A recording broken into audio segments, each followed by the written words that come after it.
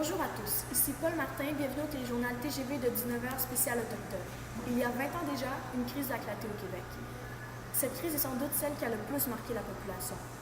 Tout a commencé en mars 1989 dans la petite ville d'Oka, lorsque le maire de la ville, Jean Ouellette, a annoncé le projet d'agrandissement du terrain de golf de 9 trous à un terrain de golf de 18 trous. En effet, l'agrandissement du terrain de golf aura empiété sur une pinède occupée par des Mohawks, contenant un cimetière sacré.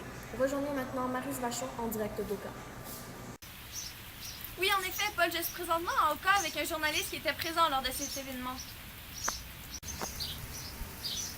Bonjour Maurice, premièrement, pouvez-vous nous expliquer en général en quoi a consisté cette crise pour les gens qui ne sont pas au courant? C'est un conflit opposant le gouvernement du Canada et la tribu Mohawk. Au départ, c'était contre les Mohawks et la Sûreté du Québec, mais le conflit a rapidement dégénéré jusqu'au point où l'armée a dû s'en mêler. Au départ, pour manifester leur mécontentement, ils ont bloqué toutes les entrées à leur réserve. De quelle façon ils ont bloqué les entrées à la réserve? Avec des poches de sable et des vieilles autos de police abandonnées. Ensuite, les Mohawks sur la tribu de Kanesatake ont décidé de bloquer le pont Mercier par solidarité envers leurs confrères. Les Blancs qui habitaient dans les alentours ont été vraiment touchés par les événements. Dans ce même ordre d'idée, je vous passe Paul qui va nous montrer des extraits des répercussions de ce fâcheux événement. Tout ce que j'avais, il est en haut, puis ils l'ont tout cassé, ces tabarnak-là! Depuis 250 ans, c'est notre territoire. Laissez-nous la paix, laissez-nous tranquilles. On a plein le dos, c'est ça l'affaire. On devrait s'en aller sur le côté des Warriors! On serait bien mieux traités! À Noël, on va peut-être courir avec nos raquettes. Pour finir, un incident très tragique s'est produit lors de cette crise a été la mort du caporal Marcel Lemay, 31 ans, le 11 juillet 1990. L'entière population du Québec a été ébranlée par cet événement. Pouvez-vous nous expliquer exactement d'où provient ce conflit? Contrairement à tout ce que les gens croient, le conflit n'a pas débuté le 11 juillet 1990. En fait, il date de presque 300 ans déjà. Ça a commencé à l'arrivée des Sulpiciens, la population religieuse à Montréal, entraînant le déménagement des Mohawks à maintes reprises. Jusqu'à ce que le roi de France décide de leur accorder un territoire longeant le Saint-Laurent. Il a aussi accordé un territoire aux Sulpiciens, mais il était 7 fois plus petit que le leur. Les Sulpiciens, furieux, décidèrent d'aller voir le gouverneur de Montréal pour acquérir le territoire. Ils ont finalement réussi par l'acquérir, mais ils n'en ont jamais averti les Mohawks. Toute cette histoire a eu de graves répercussions sur l'événement de 90. Donc c'est à cause de ça qu'ils ne peuvent pas exercer leurs droits ancestraux. Oui, parce que la plus grave répercussion, c'est que, premièrement, le territoire ne leur appartenait pas. Donc, ils ne peuvent pas exercer leurs droits ancestraux. C'est des droits qu'une population ancestrale a après avoir vécu longtemps dans le même endroit.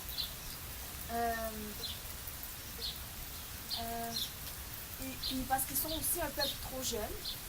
Puis c'est comme s'ils étaient seulement locataires dans ce terrain-là. Pour conclure, pouvez-vous nous expliquer quelles répercussions aurait eu l'agrandissement du golfe sur les Blancs et sur les Mohawks? L'agrandissement du golfe aurait eu plusieurs répercussions, positives et négatives. Parlons d'abord des positives. Premièrement, ça aurait amené beaucoup de profit à la ville parce qu'ils auraient eu beaucoup de clientèle, puis ils auraient pu faire plus d'urbanisation parce que les gens qui seraient allés là, ils auraient pu voir la beauté du territoire, puis ils auraient pu s'y installer. Parlons maintenant des conséquences négatives. En premier lieu, ça amènerait à une description partielle du patrimoine ancestral, parce qu'un cimetière, c'est un endroit sacré, puis regorgeant de souvenirs, puis de le détruire, c'est comme détruire le peuple à petit feu. Dans le même ordre d'idée, ça amènerait à une déforestation, parce que dans tous les cas, pour faire le terrain de golf, il faut couper des arbres. En dernier lieu, ça amènerait une assimilation involontaire des Autochtones, parce que comme les Autochtones seraient en permanence en contact avec les Blancs et leur langue, soit le français et l'anglais, les nouvelles générations apprendraient la langue pour pouvoir mieux communiquer. Mais merci Maurice pour cette entrevue, c'était vraiment apprécié, puis j'espère vous revoir bientôt. Ça m'a fait plaisir. C'était Maryse Vachon en direct d'Oka. Merci Maryse pour cette magnifique entrevue avec Maurice, ce fut très pertinent. Nous enchaînons maintenant avec notre deuxième reporter et non la moindre, Pauline Ramsey, en direct de Kanasitake dans la demeure de la mère du clan. Bonjour madame, merci d'avoir accepté de nous offrir cette entrevue aujourd'hui. Donc vous étiez là lors des événements de 1990. Effectivement, j'y étais et mon mari faisait partie des Warriors. Est-ce que vous pouvez nous décrire le terme populaire warrior? En termes simples, ça signifie. C'est utilisé pour décrire les hommes qui se sont battus lors de l'affrontement contre la Sûreté du Québec pour défendre nos droits.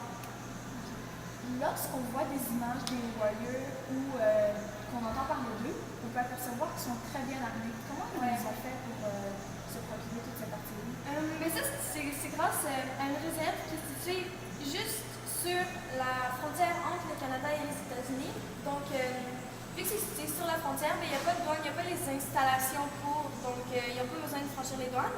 Donc, c'est très facile pour eux de faire passer des armes des États-Unis vers le Canada sans aucun problème. Puis une fois que les armes sont au Canada, c'est simple, ils ont juste à les disperser un peu partout dans les autres réserves alliées autochtones. En tant que femme de warrior, comment avez-vous vécu cette crise? Dans la mentalité autochtone, les femmes sont vraiment très importantes. Puis dans ce genre de conflit-là, ils ont toujours leur mot à dire. Puis ça a été le cas pour moi. Puis comme, par exemple, lors des négociations pendant la crise d'Oka, c'était toujours une femme qui parlait pour notre peuple puis qui négociait là. Malgré la si grande place occupée par les femmes, un des moments les plus médiatisés de cette crise met en avant-plan deux hommes. Ronald Cross, surnommé Lasagne, et le soldat Patrick Loutier de l'armée canadienne. Ça, c'est que les deux hommes se sont regardés pendant 15 minutes sans aucun mot, sans rien. Ils se faisaient juste se fixer dans les yeux. Puis moi, j'étais là pendant que ça s'est passé, puis c'était vraiment très impressionnant. Personne ne disait rien, puis c'était juste. Justement, nous avons des images de ce moment fatidique de cette crise.